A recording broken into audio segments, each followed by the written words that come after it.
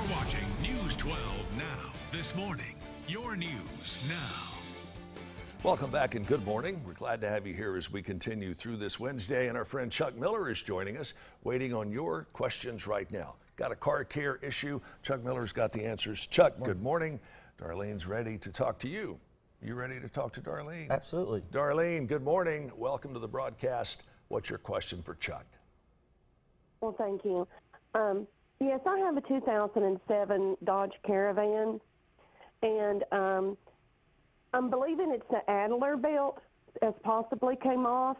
I was going down the road, and it's just like the van died.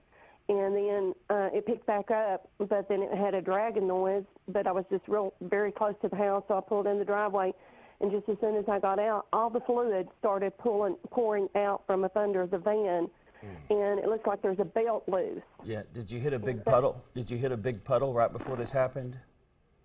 No. Well, going up the driveway, I mean, there's a, it's a gravel driveway, and, there is, a ditch in it. So, I could have hit that. Yeah. Those caravans generally have a problem. It'll splash water up in there, and the water get on the belt, and it'll throw the belt off. So it's probably just need to get it towed someplace and have them put the belt back on for you. Now, the reason that all the fluid was coming out was because it was overheating. When that belt comes off, it's not turning your water pump anymore. How labor intensive is that to have that belt reseated? On most cars, it's not a big deal. Some cars, like some of the newer Fords and the big trucks, it's a 2, 3, 4 hour job. Right. But on most cars, like her Caravan, you can put it on probably 20 minutes. All right, Darlene, there you go. Take it to Chuck, and I'm sure they can get you taken care of. 756-1212 is our number. Chuck, I've got a question for you about tires.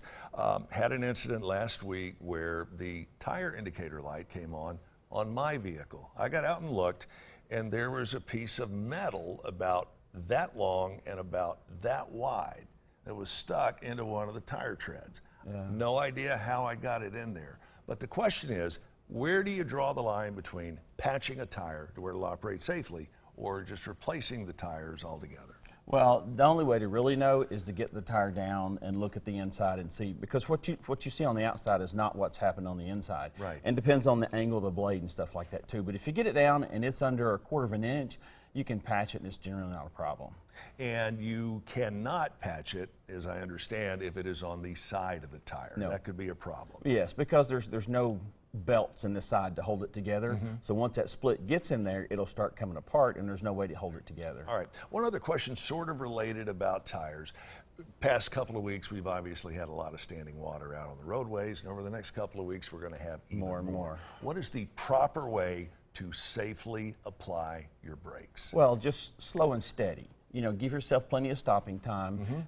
The older cars, they told you if you hit the start to slide or whatever to pump your pedal, Right. But you don't do that anymore. The computer takes care of everything. Just don't hit the brakes hard. Just hit the brakes steady, give yourself plenty of stopping time, and you should be fine. And if you do hit the brakes, the old phrase, standing on the brakes, that could be creating even more problems, right? Absolutely. But with the ABS, it's not going to let you slide. All right. It's going to keep it from doing that. Chuck, let me tell you, you can find this guy at not one, but 2 or 3 or 4 different places around town. Most likely at Speedy's Transmission and Total Car Care on Hickson Pike. And you can also find him right down here, just down the road. Chuck, what's the address of your new business? Give it a quick plug. 1600 Broad Street. 1600 Broad Street, and that, of course, is Grant's Auto Trim. Chuck, good to see you. You can find Chuck on the web, and we are back in a moment.